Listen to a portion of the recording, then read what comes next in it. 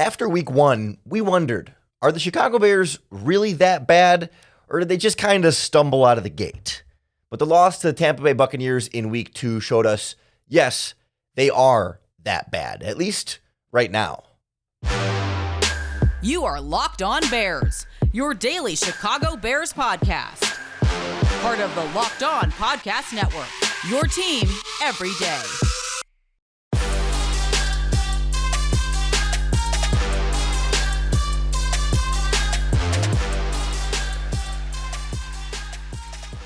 This is Locked On Bears, and I'm your host, Lauren Cox. I'm here to bring you your daily, in-depth Chicago Bears news and analysis. You can follow me on Twitter at CoxSports1. You can follow the podcast on Twitter at Locked On Bears. You can like Locked On Bears on Facebook. Join the Locked On Bears Facebook group for even more Bears talk. And make sure you hit that subscribe button on the Locked On Bears YouTube channel to keep up with all of our video podcasts as well. Thanks for making Locked On Bears your first listen today. We're part of the Locked On Podcast Network, your team every day. Today's episode is brought to you by LinkedIn Jobs. LinkedIn Jobs helps you find the qualified candidates you want to talk to faster. Post your job for free at linkedin.com/lockedonnfl. That's linkedin.com/lockedonnfl to post your job for free. Terms and conditions apply. On the show today, we try to pick up some of the pieces after the week two loss to the Tampa Bay Buccaneers. That starts with Justin Fields, perhaps the single greatest individual contributor to the team's loss. And doesn't feel like we've been able to say that all that often throughout his Bears career. But this one was particularly on his shoulders, but not exclusively on his shoulders. Perhaps leading the way towards the loss, but it's not like everybody else was around him was great, and it was just the quarterback who was bad. So we'll look at some of the other areas of this team where there's some real deficiency right now and people that need to play better and that should be playing better, that we think can play better. And we'll wrap up with some of the positives. We always try, and even after a bad loss, try and find some of the things that you can take away and say, okay, well, that part was good and that part was good. So maybe there's something there they can start to build on moving forward. But this game, to me, was all about Justin Fields. This was a rough one. This is the one where you start to think about it as perhaps a turning point, the moment we look back on, perhaps in the future, where it kind of all falls apart from here, where it all kind of goes downhill from here, like where maybe this is the beginning of the end. Like that's what this game felt like. And to me, it was encapsulated so strongly in the parallels to Mitch Trubisky, in that there was famously that play where Mitch Trubisky had Trey Burton wide open in the end zone, and there was that screenshot of it that went viral where Trubisky's staring him down and Burton is wide open, he doesn't throw it.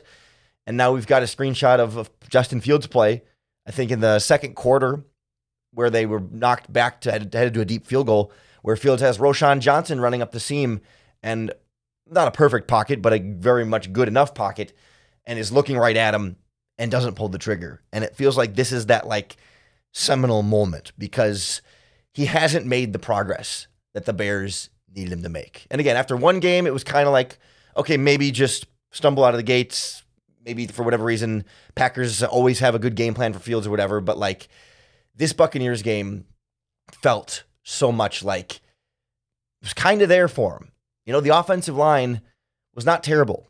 Certainly they were not great. You know, this was not a perfectly blocked play, but, you know, out of the first 4 sacks he had in the first half, about 3 of them were on him, like pretty clearly watching it live. You know, usually like from the All-22, you can go back and see like, oh yeah, he probably could have gotten rid of it sooner, but like these were plays where he's in the pocket, he has time, and he's not getting rid of it.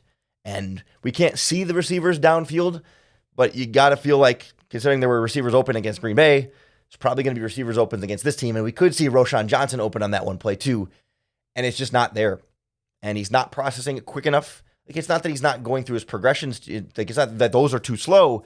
It's that when he's reading the receiver, he's not trusting it. He's not throwing it. And at some point, you either are or you aren't. And at some point you say you figure it out by year 3 or by this point in year 3, or you don't. and you're just not going to. And this is when we're starting to have that question. You hold on to some kind of hope when you have the opening touchdown drive to go down the field and score, and then later in the game, he goes 6 for 6 on a touchdown scoring drive, a beautiful pass to Chase Claypool in the end zone, and you're like, oh, there it is. That's Justin Fields. That's the guy we believe in. That's the guy we were excited about them drafting. But when the rest of the game is not good enough, it tells you the story of Fields. There are these moments of greatness and so much more not so great. Like on those 2 touchdown drives, that happens in this offense when everything clicks, when the protection is working well, when Fields is seeing the field well, confidently throwing it decisively with good mechanics, and receivers are making nice plays. The play calling is lining up well to what the defense is doing. Everything clicks. The problem with this team is when something isn't clicking, everything falls apart. Like that's the difference between good teams and bad teams. Good teams can get by in the moments when not everything is clicking. You can still finish a drive with a field goal when something is off. A receiver's off, offensive line's off, maybe quarterback's off for a drive, but the team is good enough that they can still get a field goal or still drive the ball down and change field position. A bad team, when any one of those aspects is off, everything falls apart. And that's the Chicago Bears right now. Does that mean they're doomed like this for the rest of the season? I don't think so. I think they're going to win more games this year than they did last year. Are they going to win a lot more games, though? No. They're going to get their butts kicked next week against the Kansas City Chiefs, and they're going to be an 0-3 football team. They are going to beat some of the bad teams on the schedule. There are going to be moments of like, okay, they figured something out. But right now, this is a dreadful football team. It's not being perfectly well coached. It's hard to put an exact amount of blame on the coaching staff, but this Tampa Bay game really felt like the Fields game in a negative way, the bad Fields game, the game that we look back on as, yeah, that's when we kind of knew time was running out for Justin Fields. And time is running out right on the podcast. That was actually perfect. I literally could not have timed the accidental alarm going off right when I said time is running out on Justin Fields. I swear, like I had set that hours and hours ago. Anyway, that's awesome. That's really perfect timing. The problem here too, though, is that it's not just Justin Fields. If the quarterback play had been perfect in this game, did the Bears win? Maybe, but there were problems around him on offense. There were problems around him on defense to where you got a lot to fix besides just the quarterback position. And we'll look at where some of the other struggles are on this team and in this game next on Locked On Bears. The Locked On Bears podcast is brought to you by our friends at LinkedIn Jobs. These days, every potential new hire can feel like a high-stakes wager for your small business. You want to be 100% sure that you have access to the best qualified candidates available. And that's why you have to check out LinkedIn Jobs, because LinkedIn Jobs helps you find the right people for your team faster and for free. Here's how it works, man. Everybody's on LinkedIn. I'm on LinkedIn. You're probably on LinkedIn. And if you're not, I bet a lot of your coworkers are there too. So you're already working with a great pool of candidates, but LinkedIn has simple tools like screening questions that make it really easy to focus on candidates that have just the right skills and experience, so you can quickly prioritize who you'd like to interview and hire.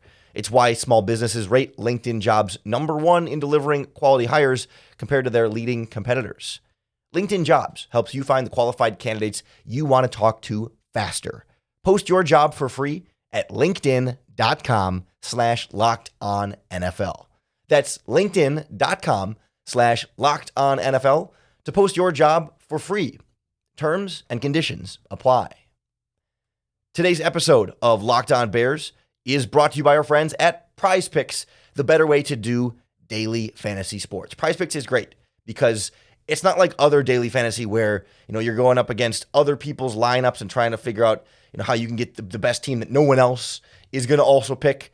With PrizePicks, it's you versus the house. You're in complete control over your success or failure. You pick 2 to 6 players, and whether that they will perform above or below their PrizePicks projection. So a certain number of passing yards for the quarterback, a certain number of rushing yards for the running back, etc. And you can win up to 25 times your money just by making those great picks. It's super fun. It's a great way to have more stakes involved in other football games that maybe you wouldn't have a rooting interest in a team per se, but you need that player to rush for a certain amount of yards or not rush for a certain amount of yards. And of course, as daily fantasy, you flush it every week and you get a new lineup every single time. It's a lot of fun, and PrizePicks is the best way to do it. Head on over to prizepicks.com/LockedOnNFL and use the promo code LockedOnNFL for a first deposit match up to $100. It's an extra $100 to play with just for joining and using that promo code LockedOnNFL at prizepicks.com/LockedOnNFL. PrizePicks, daily fantasy sports made easy. The Bears certainly didn't make everything easy on Justin Fields. It wasn't like he was dropped in for a cakewalk and just couldn't deliver, but you expect your franchise quarterback and your top 10 pick and the guy you've been developing and now building around to be able to make do when even things aren't perfect around him. But that being said, you can't just focus it all on the quarterback and pretend everything else is fine. Like, for example, still going to be plenty of criticism for offensive coordinator Luke Getsy and the play calling. Perhaps, the screen pass standing in his own end zone that was intercepted and ultimately like a 2-yard pick six. Not necessarily my cup of tea. Again, like when it's a blitzing team, we talked in the game plan show that we were expecting screens. Maybe not in that situation though, like especially when they had called a number of screens already up to that point and they had been somewhat effective. But screen passes are one of those things where it's like you do it enough over the course of a game, defenders start to pick up on when you're doing it and when you're actually passing and when offensive linemen are releasing, right? And so as you do it more, a player like, I don't even remember if it was Barrett or Tryon, I think it was Barrett, picks up on that, can drop back and pick it off. It was a nice one-handed catch. Like, it wasn't like Fields made a terrible throw or decision per se. I mean, it's a screen. You're throwing it at the running back or you're not, and he couldn't see the pass rusher dropping into that spot. So, like, I don't kill Fields for the pick six per se. And it's tough with Luke Getsy too, because it's like, yeah, I don't like the play call there, but he didn't call the pick six play. You know what I mean? Like, you don't call a screen pass everything, it's going to be a pick six. But at the same time, like, it's just sort of that pattern, right? Of like, they had just called a couple screens before that. It was fresh in mind, and it was just like, it just didn't feel like the defense was going to be caught off guard by a screen pass at that point. But how about the Bears running game? Khalil Herbert, 7 carries for 35 yards. Roschon Johnson, 4 for 32. A great average between those two guys, 11 carries for 67 yards. It's not a math major, but that's over 6 yards per carry. But 11 carries by Bears running backs in the ball game, to 29 pass attempts for Fields. Should note Velus Jones had a run, so that counts as a handoff, I guess. And then Justin Fields ran it 4 times for 3 yards and a touchdown. But like the designed running back running game that the Bears offense leaned on all of last season, and we thought they would lean on again this season, to try and take some of that pressure and onus off of Justin Fields, to have to throw so much, have to do so much with his legs, have to carry the team. And you got 2 running backs running well in this game and an offensive line run blocking well enough. I think we could sort of say, I mean, it certainly wasn't perfect, but like they were getting the job done when they did hand it off for the most part. Not perfect, but yet didn't hand it off. And, you can go through different drives of this game. Opening drive of the game, which was a touchdown drive, but still it's pass, Fields read option, pass, Herbert run, Fields run, touchdown. But one handoff on the opening drive. Second drive, sack, Velus Jones, end around, sack, punt. Again, like you're 2 drives through the game, you hand it off to a running back 1 time. Third drive, incomplete pass, Roschon Johnson run, incomplete pass, or I guess complete pass, short of the sticks, punt. Like we're at like 2 running back handoffs to the first 3 drives of the game. And they finally got it going a little bit later on, but over the course of this game, they just would not go to the ground game. And it wasn't like they were always in 2nd and long, 3rd and long, and they even ran it on 2nd and long in the Velus Jones end around, which was a terrible play and terrible blocking on that play from Cole Kmet and Robert Tonyan. These tight ends are garbage so far to start this season. We know that they are both talented tight ends, right? It's not that they're just bad players, but they're playing like crap. I mean, Jesus, Robert Tonyan has offered absolutely nothing of value to the Bears through 2 games. Targeted twice in this one, no catches. Some terrible blocking out on the edge and on the interior. Like, he has just been abysmal. And Cole Kmet gets the big contract extension and has done diddly squat. I mean, boxed out in the end zone by a smaller cornerback last week, gave up some bad blocking in both games.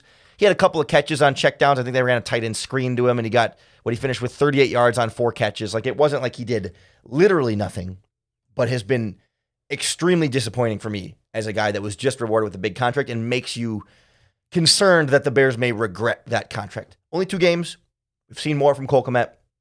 We can hope that will get better. Same with Robert Tonyan, still getting on the same page with his quarterback, but yikes. The tight ends were supposed to be a big part of this offense this season, and they've really done next to nothing. Braxton Jones, more penalties. How about the defense, though? You get into some real trouble when both of your starting safeties are injured.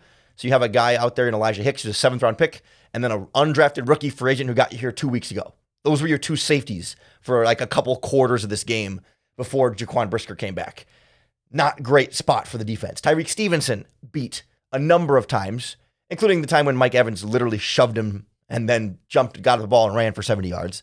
I'm not going to kill Stevenson for that one, but there was the one in the end zone. There were like 3 or 4 other ones that just not quite there, but he's a rookie. We can understand it, I suppose. It's certainly not dooming him for the rest of his career. He's still learning. But again, like, the point being, other players besides Justin Fields struggled in this game too. How about Yannick Ngakoue missing 2 sacks that were right there for him? You appreciate him getting the pressure on the quarterback, but I think, Baker Mayfield was still able to do something with those plays and make them not huge negatives. It should have been 2 sacks for Ngakoue. He missed both those. They were easy sacks. He's tackling him so high. He's overrunning it, like, not good from Yannick Ngakoue. And in this game, Tremaine Edmonds and TJ Edwards, the 2 linebackers you invested so much money in, big contracts to come in and lead this defense. Yes, they were your leading tacklers, but where's the playmaking? Where's the big impact? The tackle for a loss, the sack, the turnover, the pass breakup, taking away the middle of the field, the hard hit to dislodge the ball from the receiver, the lockdown coverage on a tight end. So far, kind of just guys out there. They haven't been liabilities, but just not difference makers. They were supposed to be, especially Tremaine Edmonds, at the contract that they paid him. They paid him Roquan Smith money to be a difference maker. And we're not seeing difference making from him up to this point. And that's been a disappointment as well. So the blame is not solely on Justin Fields. I think it's primarily on Justin Fields. But a lot of other guys needed to do a lot more against the Tampa Bay Buccaneers. Some guys did, though. And I also want to make sure that we make some time for that. We always try to do that after a loss on a Monday, to make some time for, well, what did go well? Because we think about the bad plays and the negative plays. It's what runs through our head. And we're like, oh, God, what a miserable game that was. And it's sometimes easy to forget, like, oh, yeah, DJ Moore had some nice moments. Well, we'll get into some of the other players that did some positives in this game that, again, you can start to look for either A, signs of hope so you're not totally depressed today, or maybe broader, like, things to build on moving forward. Next on Locked On Bears. The Locked On Bears podcast is brought to you by our friends at FanDuel Sportsbook, America's #1 sportsbook. Because right now, new customers can get $200 in bonus bets guaranteed when you place a $5 bet. It's really that easy. $200 in bonus bets, win or lose. All you got to do, you put $5 down on any kind of bet. And whether that cashes for a victory or whether you got it wrong, FanDuel will then add $200 into your account, extra, on top of whatever you won. Or if you didn't, you're getting $200 bonus just for making literally a $5 bet. So if you've been thinking about joining FanDuel, there's no better time to get in on the action. They got a wide range of betting options, spreads, player props, over-unders, and much more. I hate to say it, there's odds right now on Matt Eberflus, first coach to be fired this season. He's kind of a long shot odds there, but there's plenty of different ways you can bet on your Bears besides just the outcome of the game. So visit FanDuel.com/lockedon and kick off this NFL season with FanDuel, official partner of the NFL.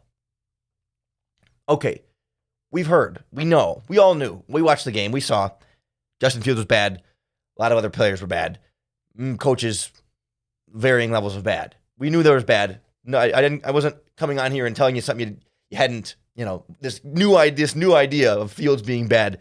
Yeah, we knew that. How about some positives, though? How about some things you can go into this game and say, like, oh, yeah. Like, obviously, we talked about, like, the drive, the 6-for-6 drive, the pass to Chase Claypool. Like, there were positive moments, but I'm thinking specifically, like, players, because I think the more this team loses, the more you look around and say, oh, maybe this guy's not any good, and that guy's not any good. And how many good players are there actually on this roster? That's a conversation I do want to have at some point because I think the number is probably lower than we'd like to admit, at least lower than what we're seeing on the field right now. But like I teased it before the break, DJ Moore got involved early in this game. DJ Moore had 104 yards. Kind of didn't feel like it. I mean, we remember a couple plays. It doesn't feel like a 100-yard game, but it was. 6 catches, 104 yards on 7 targets. The Bears got him involved early. 2 catches on the first drive. Looked nice. Got him involved, sprinkled kind of throughout the game, including on that touchdown drive. But like, after last week being very disappointed in their inability to involve him in the game plan, they got DJ Moore involved in the game plan.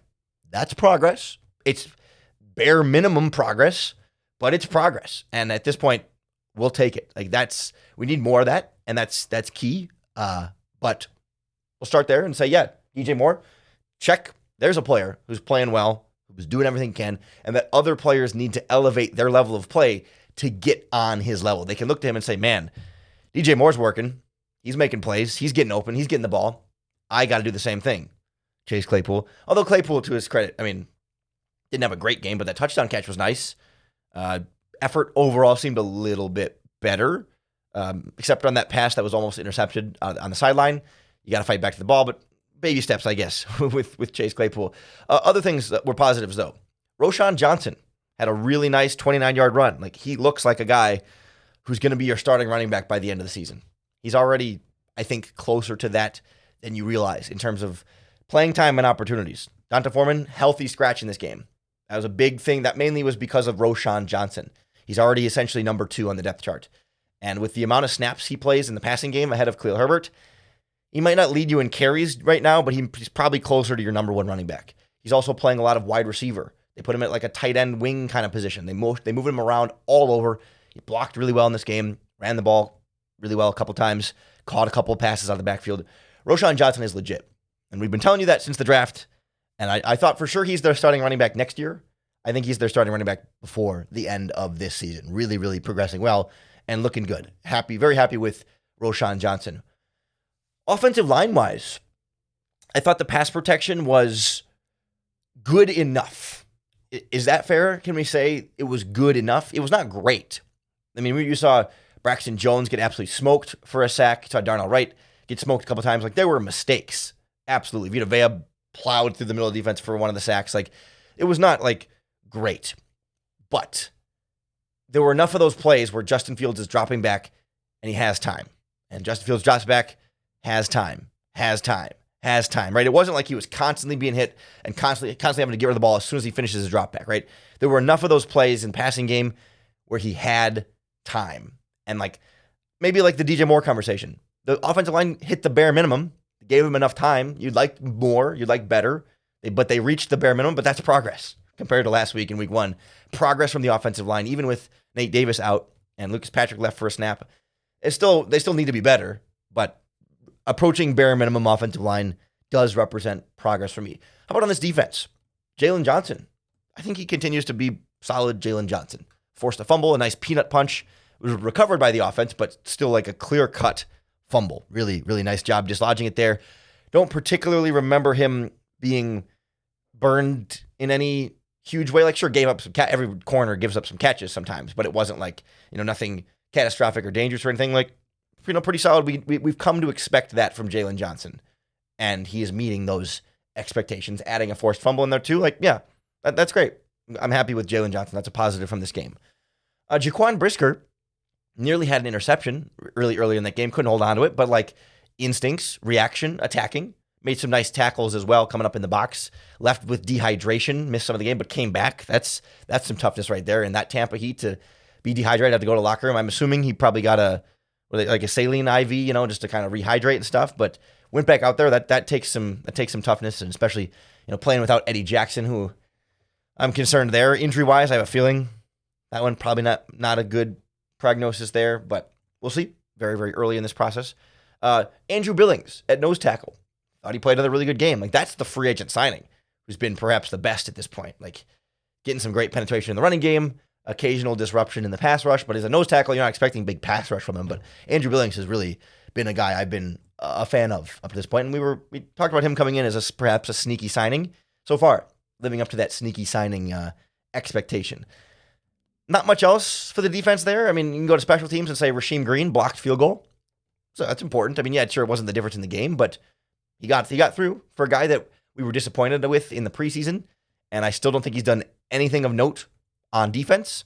He's still trying hard on special teams, and that matters. That's a big impact play, taking 3 points off the board and giving the Bears the ball at midfield. I mean, it's a huge play. It's essentially a turnover. I mean, it is. It is by definition a turnover generated by Rasheem Green. That's valuable, and I'll give him credit for it. Like DeMarcus Walker made like a play or two on the defensive end. You know, in the running game, I remember getting in there. Like there's some stuff here. There's little bits here and there, but it's not a group that's a well-oiled machine. It's not a group that's playing together super well. And yes, it's only been 2 games, but like, man, at some point you got to show more than this. No one is expecting the Bears to be everybody's on the same page, dialed in, perfection, perfect execution all the time. But you got to be better than this. You just have to, with everything Ryan Poles invested, all the hype, all the development, right? These are young players that we are expecting to get better. Like at the end of the day, that's what's more disappointing than the hype. The hype is whatever, that's external. But this is a team full of young players that needed to come in this season and improve. And we're 2 games in, and we're not seeing improvement from very many people. We're not seeing improvement from last year. Like it doesn't feel like the off season guys got a lot better yet. And it's only going to get worse next week against the Kansas City Chiefs before we can start to hope for it to get better. I mean, Denver's not going to be much easier after that. Maybe Washington, and the Minnesota Vikings look pretty bad too in week 6. And then the Raiders after that. Like there's an oasis coming on the schedule, but Chiefs next week are going to be rough. We got to band together to get through it. And I hope the podcast can help you. Can help you feel a little bit more connected to your fellow Bears fans, to the team that you follow, maybe a little bit of a group therapy kind of feeling here. So make sure you're subscribed to your group therapy on YouTube or wherever you listen to podcasts. That's going to be the best way to keep up with all of our daily, in-depth Chicago Bears news and analysis. Thanks for making Locked On Bears your first listen today. We're part of the Locked On Podcast Network, your team every day. Tomorrow, we'll break down the All-22 film from the loss, see what we can learn from the eye in the sky that does not lie, see what Justin Fields was or wasn't seeing downfield in some of those throws, take a closer look at the offensive line and see just how well they were. If good enough versus average versus above average, we'll kind of try and get a sense of that, and certainly what was happening defensively trying to stop Baker Mayfield and company. So make sure you come on back for that podcast. We're always here for you 5 days a week to give you another opportunity every single day to bear down.